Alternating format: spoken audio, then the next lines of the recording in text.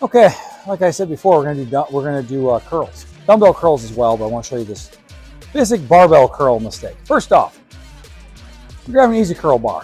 I mean, you can grab a straight bar if you want.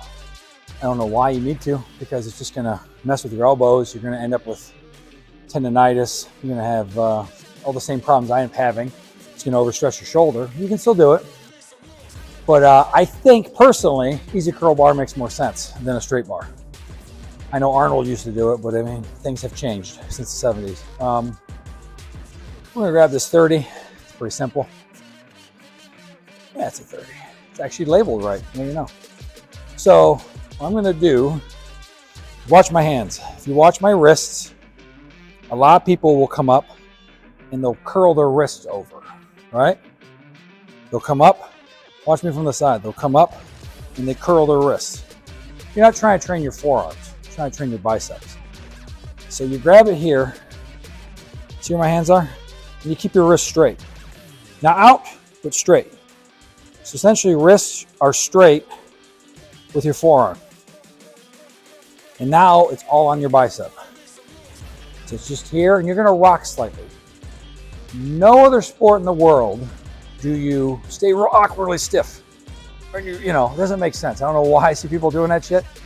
I mean, this is still a sport, so to speak. So you are gonna move a little bit. It's natural to move.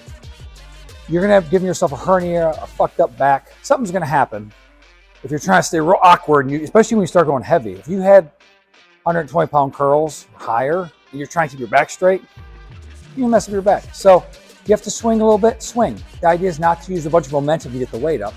You're gonna have natural momentum because that's just the way your body's supposed to move.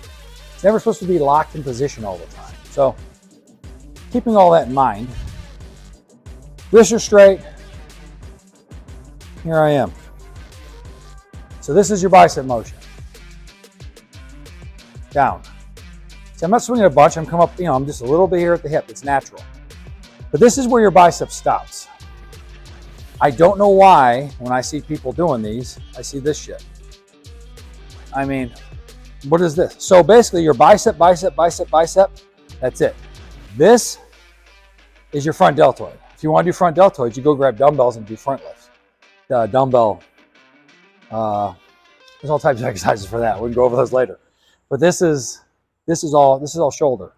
So it's pretty straightforward. These are straight, up, down, up, down, up. Very, very, very, very simple. Too many people, when they do it, they'll come up and they want to get that extra thing. They think they're getting a peak or something. Like, oh, I feel the extra contraction. What you're feeling is straightening your shoulder because your bicep ties into your shoulder. And this little bit up here, all that is your shoulder and your bicep. You can feel them kind of like meeting because they touch right here. And you're just putting strain on your front deltoid. All you need is this is bicep. You don't have to go real heavy either. Because you want to be able to squeeze, squeeze, down, squeeze, down. That's bodybuilding. Doesn't make sense. Heft it up, lower it. Heave it up, lower it. Doesn't do shit. So that's barbell curls. Let's do some dumbbell curls.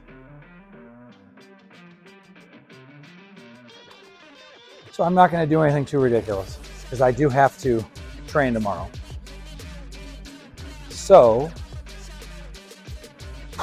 let's do some heavy ones like 15s. Heavy, heavy. Okay. So now you can watch these.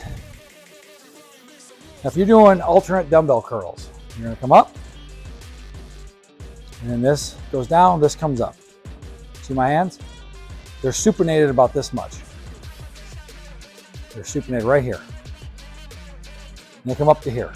And you're naturally gonna swing slightly because trying to stand super stiff, especially if you're doing like 60 pounds or something crazy, and you're keeping your back tight, you're just gonna blow an O-ring, blow your butthole out, blow something out, your lower disc in your back, you're gonna blow something out. So here, here, here, here, that's all you need. And that's your bicep. I'm not saying go Branch Warren style, and, you know, and you swing all that. I mean, it worked for him, he had crazy genetics, but this makes sense to me. Here, here, I don't know why I see people doing one of these and they go, I get it, you go real slow, then they heave it up. If you have to heave it up, I mean, this is just momentum when you're throwing it up. So what's the purpose? Unless you're just at the end of the set, I get it. You're trying to do negatives. More power to you. I get you want to totally exhaust the muscle. So maybe after you do 10, 12, 14 reps, the last 2 or 3, you're getting it up and then you're coming down slow. That makes sense. But by rep 3, you're throwing it up. There's a problem. So it's here, your feet are about shoulder width apart. Some people are really close. I don't know what that's supposed to do. It's going to mess with your balance. Just athletic position. Up.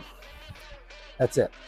Now, I know Arnold back in the day claims he would overload because he'd build the dumbbells back in the 70s and 80s and 60s, and he'd make the inside heavier by like 5 pounds or 2.5 pounds.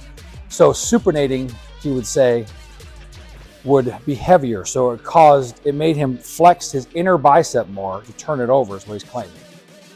So he's saying the inner bicep head, the inside of your bicep, he's saying would have to flex more, turn it over. But there's no science behind that. And all you're doing is you're turning your whole body over and you're putting more strain on your shoulder to get it over. That's why barbell curls that are flat don't make sense, because you're out here. Anyone who has any kind of mass, I don't know maybe when you first start off and you're 150 pounds, and you're 19 years old, maybe you could do straight bar curls. If you're working hard and eating right, making gains in the gym, in about 2 years, you won't be able to do those. Because you're going to have, I'm not saying your wrist should be as tight as mine, because I look like Frankenstein, but they should be to the point where you're going to have a hard time going totally over. It's just the way it is. Unless you're way out here, and I don't know what the hell you're doing anyway. So you don't want a straight bar curl, because all you're going to do is you're going to strain your shoulder, and you're going to fuck up inside here. You're going to end up with tendonitis. Everyone gets tennis elbow or lifter's elbow. I forgot which one's which. One's out here, one's in here. I know that you end up with both those injuries big time. I see that all the time. So it's pretty straight, just dumbbell, pretty straightforward. Just dumbbell curls here and here. And same thing with the wrists. You're not coming in. I see people doing this, and they come up. We're not Popeye. We're not overemphasizing on the forearms. Your idea is it's your bicep. So it's up and then down. If you want to do them together, same thing. If you want to do seated, you can see guys doing DC training, and that's its whole other thing. But you'll see people doing DC training, and they'll do seated, real heavy curls. Even that, it's like 10 reps. They're not going super heavy. And if they're doing seated dumbbell curls, which is one I liked when I do DC stuff, sometimes during the winter. Same thing though. You're coming up and down. Your wrist, you're not trying to swing them up. You're still supposed to be controlled. So for biceps, that's one I see everyone screw up. And hopefully that helps you, you can watch this video, you can analyze. Hopefully it helps you figure out what you're doing wrong if you are doing something wrong. So on to the next exercise.